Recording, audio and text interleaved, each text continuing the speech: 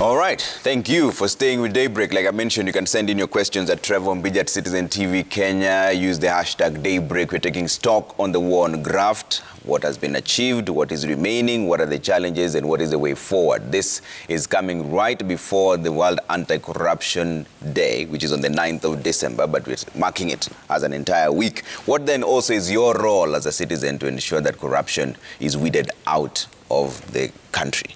All right, let me introduce my guest one more time. Twalib Barak is here, he's the EACC CEO. Nuruddin Haji is also here, Director of Public Prosecutions. And Charity Kagwe, Head of Criminal Justice and Anti-Corruption at the UNODC. Barak, I'll start with you on this. What is your assessment on the war on graft this far? Thank you very much. I think we may need longer time than this to discuss on the progress and assessment. Yeah. Generally, I know there is some sort of resentment that the war is not being fought, is not being won. But of course, we understand the expectation of the public. The public is somehow frustrated because whenever they wake up, they see scandal after scandal coming out, whether it is at county government or national government. But this is a problem that its genesis is quite long. We have to understand that corruption started even before independence, because if you look at the first legislation on corruption was done in 1956, which means the Mzungus themselves had already been involved, got involved in the issue of corruption. Yeah. And at that time, almost 7 years before independence, they found it wise to legislate something on corruption. And when Kenya became independent, unfortunately, that problem still continued. Yeah. And it went to a stage that it was being glorified. Because I remember very well, you know, Trevor, I know you are a very young man. I remember when I was in secondary, there's a minister who was sacked. Yeah. And the second day, that minister said, I don't have transport to take my things back to home. And everybody was laughing at that minister, that he was a minister for a long time, and he didn't accumulate enough. Yeah. So you can see there was a stage that corruption was somehow being glorified. Okay. And there are other international aspects on corruption in the developing world. There was that great period of the Cold War, yeah, where we had two main powers supporting African countries. We had the Western-led angle, which was being led by the Americans, and we had the Eastern Bloc, which was being led by the Soviet Union.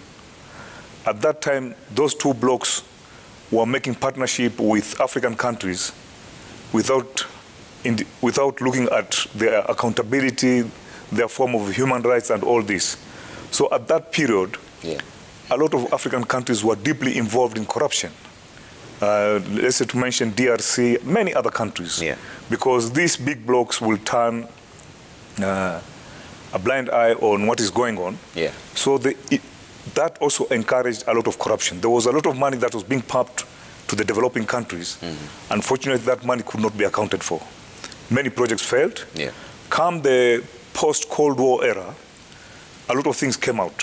There was actually the opening up of the world politically, socially, the coming of the internet, where everything changed in this world. Yeah. If you look at what happened in the last 25 years, 30 years, there's a very big leap in terms of openness, transparency. So you find that this is where now things came. In 2003, the United Nations Convention Against Corruption classified corruption as a very big global problem. Yeah. And that's how this 9th December came in as the International Anti-Corruption Day. And you may be shocked that one of the first countries to sign this convention, yeah, was Kenya. That was 2003. Okay. So where are we heading to? Someone can say that the war on corruption somehow has been a frustration and maybe we are not doing very well. But what I can assure the public is that my own assessment, and for those who can do some research, yeah, you'll find that we are heading to the right direction in the fight against corruption. Okay. 20 years ago, 25 years ago in this country, you could not arrest a minister. You could not arrest a permanent secretary. You could not arrest even a head of public, state corporation. you'll be told, slow down, and you won't do anything. Today we do our business. We arrest ministers, the DPP is here. Yeah. We lock governors, we charge them, and nobody calls you to tell you, why are you doing this? Okay. So we are in the right direction. Yeah. I know the results are yet to be realized. Okay. Thank you. Nurin, what do you think? What is your assessment on the war on graft? I want to agree with the CEO, Talib, that we've made a lot of strides in the war against graft. And I think one such development that we've managed to do is to be able to sit here with the EACC, myself, and even UN, and to take us to task. I mean, these were things that never used to happen before. And to be able to openly discuss these issues, the participation by the media in highlighting some of these problems that we face as a country is a lot of progress. Yeah. These were things that never used to happen before. But that said and done, we still have a lot of work to do. There's still a lot of challenges that we still have to work on, and that's what we are trying to do. Yeah. For example, the issue of expecting that individuals have to step aside once they're charged. It is still within the realm of state officers. We are saying governors and also politicians should be in a position to do that. And if we succeed in that, then the message will have been louder. Yeah. We are also trying to work on timeframes in terms of trying to conclude cases. We still have those challenges, but we are working together now seamlessly with the judiciary. We've set up teams and committees that are looking on how best to do that. We are modernizing our systems to allow us to be able to meet the expectations of Kenyans. Of course, within the Constitution, because even the accused person, no matter how corrupt they are, they still have rights. And those rights are guaranteed in the Constitution, and they must be able to exhaust their avenues in court. Yeah. And sometimes Kenyans are frustrated by that the cases are not moving as fast as they should, because there are many applications stalling the process of the cases. Yeah. But these are things that we can't do much about because of the guarantees that are enshrined in the Constitution. Yeah. So we still have a long way, but I think we have done a great deal more. Considering that since 2018, I think His Excellency the President has put a lot of emphasis on fight against graft and has allowed us here to be able to operate in the right environment. So I think we are on the right track and the right trajectory. We all know, and I think even when we took our offices, we knew that this is not something that will be dealt with overnight. Okay. What is the state of the Kemsa probe? I've said this numerously. We have reviewed the files jointly with the EACC. We have returned the files to the EACC. There are certain areas that need to be covered. Once that is done, then we'll be able to move. I have explained over time that investigations and preparation into prosecutions are not things that can be done overnight. For example, to get a simple cooperation, say, of involving other jurisdictions in terms of tracing the money and who has what, takes time. And these are the things that Kenyans need to understand. If we hurry some of these cases, then we will be hoodwinking Kenyans that we are doing something. At the end of it, it will come out very clearly that these cases were not ready, and that we've lost them, not only on technicalities, but because we did not take the time to ensure that the case is ready and will succeed in court. So when you say there are certain areas that need to be covered, you're saying then that if those papers, if prosecution is carried out the way they are, we will not win, we will lose out? Is that what you're saying?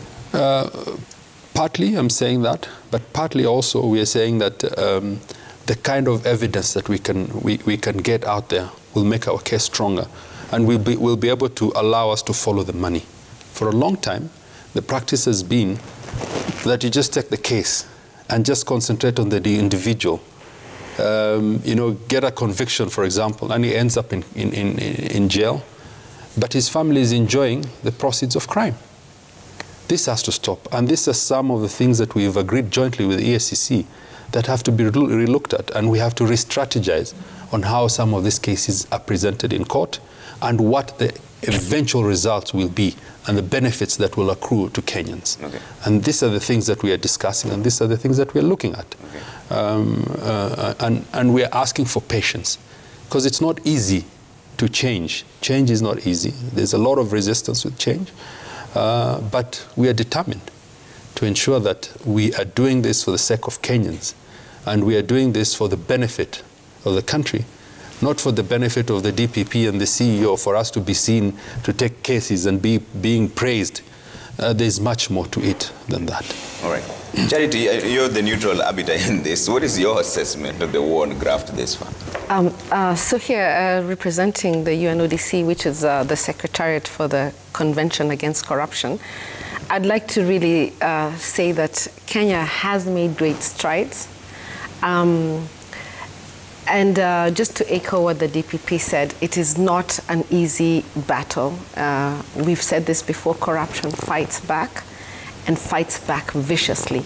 So whenever you see brave officers of the court on any level, both prosecution, investigators from the EACC, judiciary, there is a big fight. It's actually a war, and it's a fight back.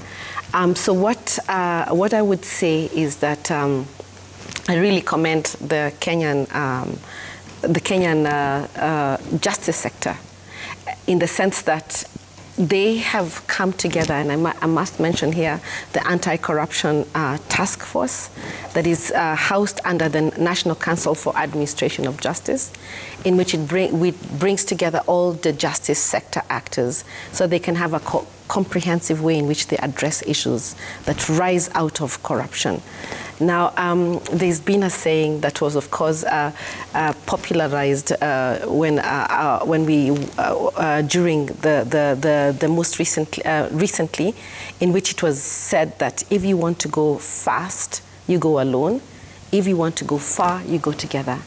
And I really want to commend the justice sector under the leadership of the Chief Justice and within the Anti-Corruption Task Force. There has been a getting together of the justice stakeholders by showing that they do need to work together. They need to pass the baton. The investigation file needs to be passed in a proper fashion to the DPP's office. There needs to be support from the EACC. There's got to be a working together of all the sectors of the justice sector in order to win this war. No war has ever been won alone. It has always been won together by an army of soldiers. And the army of soldiers include the two of the ones that we see here, but it includes those in the justice sector. And also it includes the society at large. All right.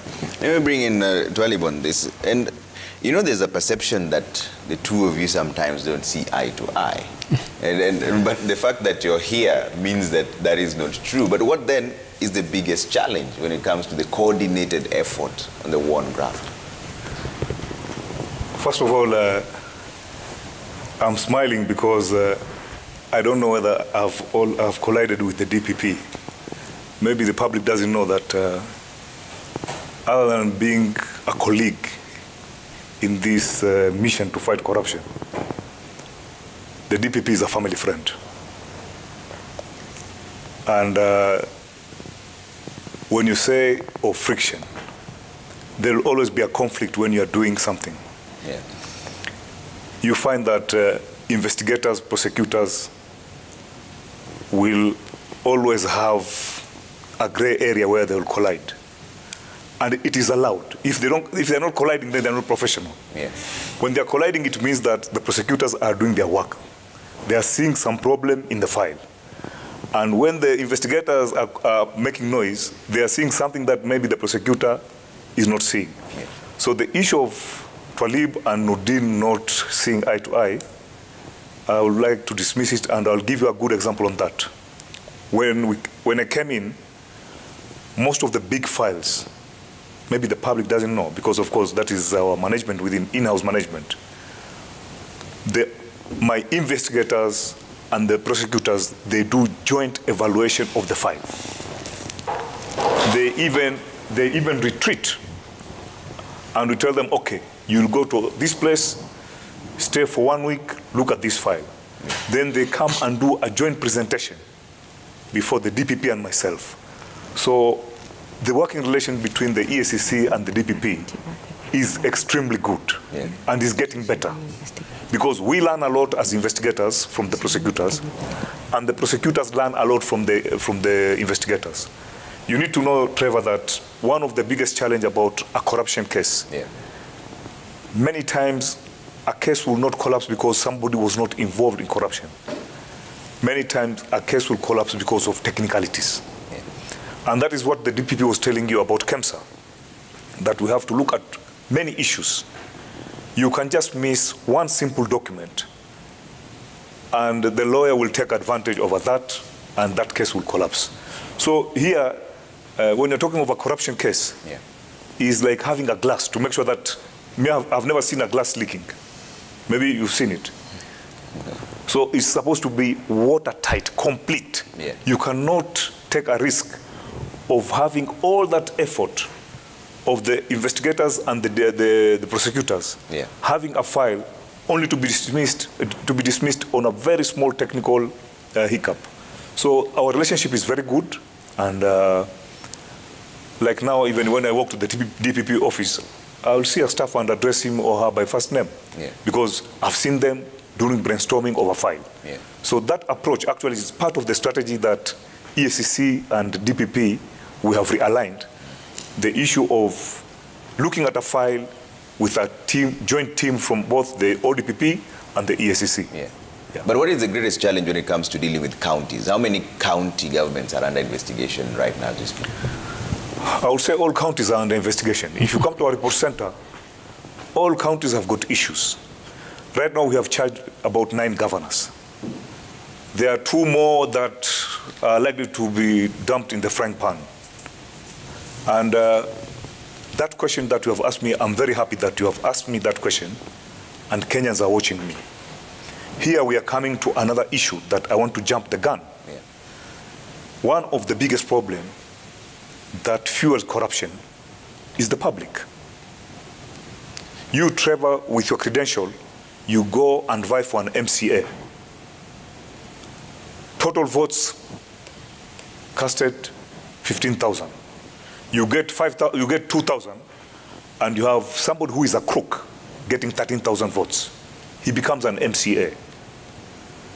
That is the guy who goes and manages the funds of the county. Then when they start stealing, you make noise and say the EACC is not working. The government is corrupt. But who is the source? Where is the source of the problem? Many times, all these issues we found in counties, we found them as a result of the citizen not doing a preliminary vetting of the type of person they are voting for. You saw it with some counties, where some governors, I don't need to explain, you've seen it. You even asked yourself what happened that people elected this person. So that problem, many counties have got issues to deal with finances, issues to deal with recruitment. The chapter on devolution is very clear in the Constitution. How the devolution should be done. There is also an element of blackmail. You have some governors who are very accountable, but they are blackmailed by the MCAs. You don't do this, we are going to kick you out. You know the famous Makueni issue, the 2013, 2017, when the governor was almost being kicked out. What was the main problem? The biggest problem was that the governor was very accountable, and there were issues here that people wanted to blackmail him. So that is what is happening. Counties have got issues. Most of them have got issues. But of course, I keep on telling people, the problems are like the chemistry activity series of the most reactive substance, that is sodium, potassium, and then you come, the list is gold. So these counties are like that. You have counties that are in category red, on issues of corruption, and there are countries that are grey, and the other ones that at least they have small issues here and there. Yeah. Yeah. And Nuruddin, this is what you're talking about, that you want some of those people who are accused to step aside. But then what is the greatest challenge? Why isn't that happening? The greatest challenge, as I also said, is that, first of all, the Constitution itself, in my opinion, has been misinterpreted as to the definition of who is a state officer and who is a public officer. In my opinion, there is no difference. And then if you come to the ASECA, it talks about the state officer and not the public officer. And so people are taking advantage of that, oh, we are public officers, we are not state officers, so we should not step aside. And these are matters of interpretation, and because of that, we went to court. It's taking time. Yeah. I think we are now at the Supreme Court to see and get clear directions and definition of what exactly is the Constitution saying, and does the ASECA conform to the Constitution? Yeah. In my opinion, it does. It's just that you have individuals who are cartels and who are mischievous, yeah, who do not want the law to be applied as it should. Yeah. And these are some of the things that we're saying here, and what Talib is trying to explain, that the public also has to take responsibility and help us.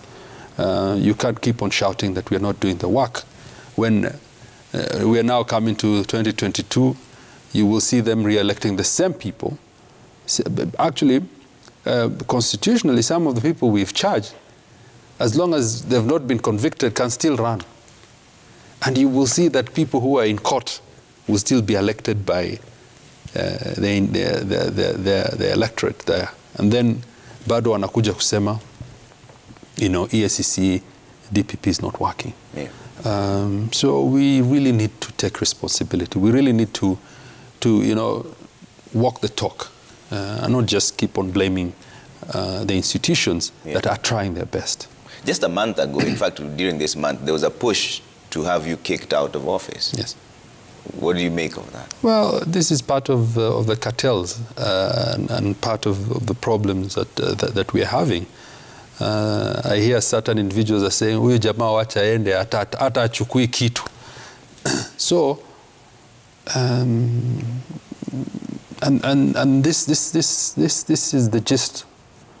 I don't mind, as I've said, constitutionally and legally, there are provisions of how a DPP can be removed, and if it is followed properly, then and I'm wrong, then I have to leave. Yeah.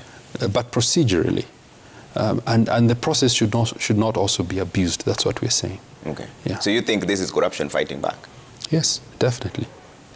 Okay. If you look at a lot of the applications that have been made,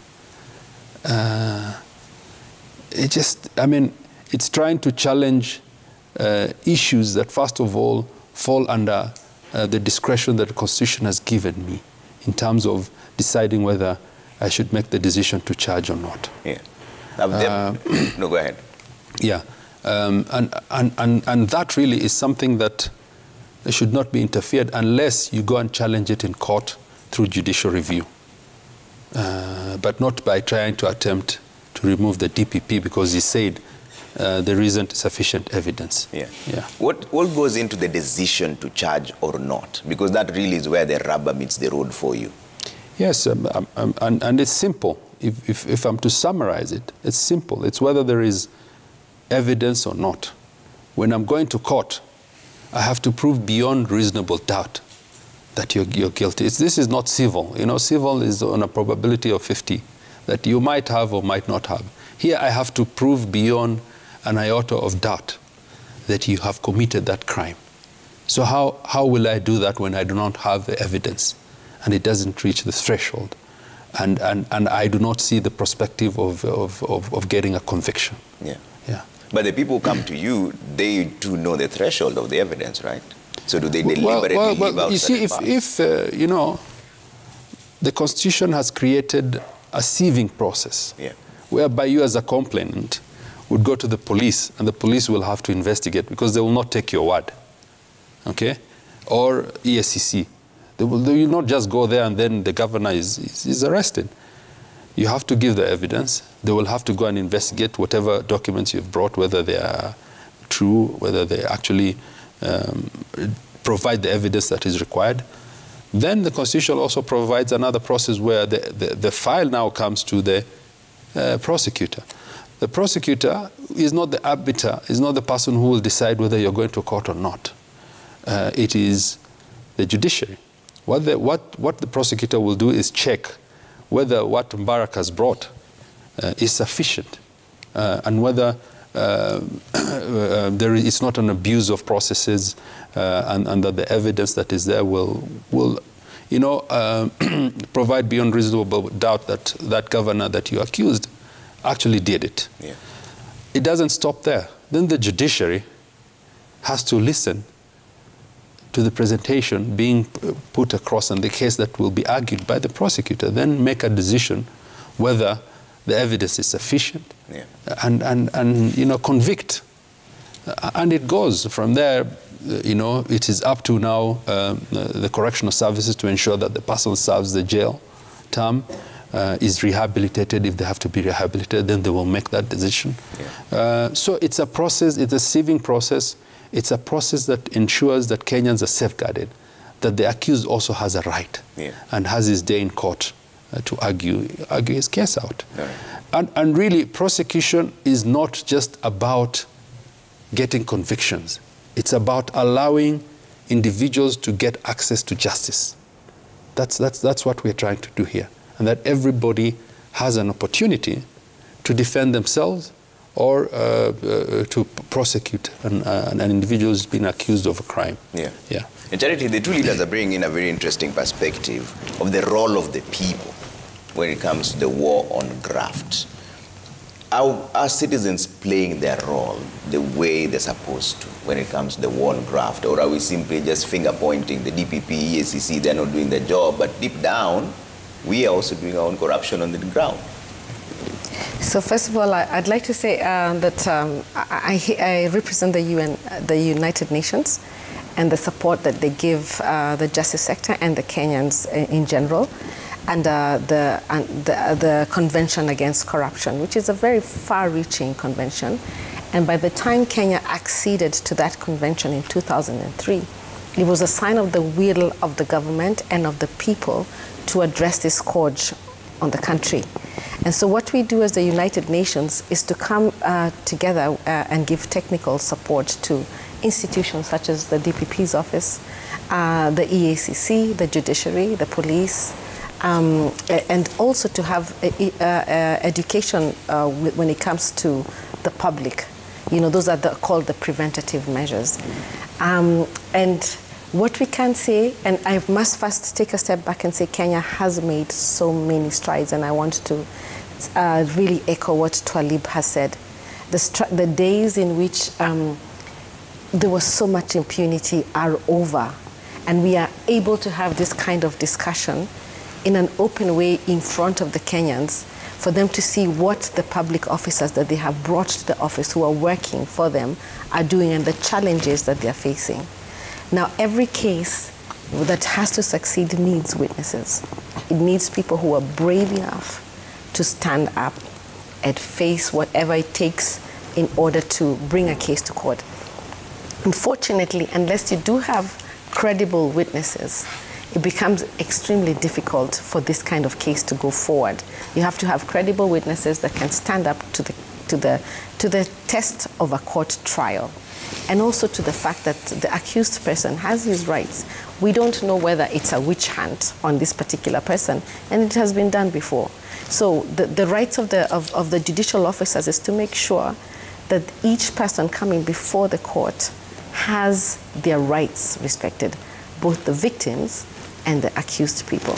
So what I would say in response to your question is I do think that there has been a culture maybe of giving up or expecting other people to do the job. Working for the UN, but also as a Kenyan, I say there has always been this idea of serikali saidia. Yeah. Nobody taking responsibility. We have right now been working together with the parliamentarians on what is called whistleblower protection. There is need for whistleblowers to come forward. Any war needs people to come forward and participate. There is need to break the culture of corruption. Yeah. Unfortunately, what happens right now is that it has invaded the society so much that that the young people themselves actually are thinking, why be straight when I can be corrupt? And one of the programs we're doing with UNODC is looking at the young people to understand what is the price of corruption. Yes, maybe I have a big mansion today, but tomorrow we have no rain because we've cut down the trees, because we've stolen land, because we've disenfranchised people. There is much more poverty in the land, much more crime that is being committed. There is need for the young people to understand the price of corruption. And I think that needs to come from the people themselves. And again, I've said this before, Trevor, that it's good to see people like you in the fourth estate making sure that this kind of message goes forward, that it does not stop with the stakeholder, with the justice sector leaders. It stops with the individual Kenyan learning and understanding the price that they're paying for corruption. Your big mansion will have a huge, heavy price on the next generation. All right. Yeah. Now to take a quick break here on Daybreak. When you come back, we're still talking about the war on graft, the week of International Anti-Corruption Day on the 9th of December. That's coming up. We'll tell you also the events that will take place on that particular day. For now, we're just taking stock of what's been going on, where we are at, what needs to be done, and what the way forward is. My guests are still with me in studio. Twali Barak, EACC CEO, Nurdin Haji, Director of Public Prosecutions, Charity Kagwe, Head of Criminal Justice and Anti-Corruption at the UNODC. Send in your questions at Trevor Mbija at Citizen TV Kenya. Use the hashtag Daybreak. We're back in a brief moment.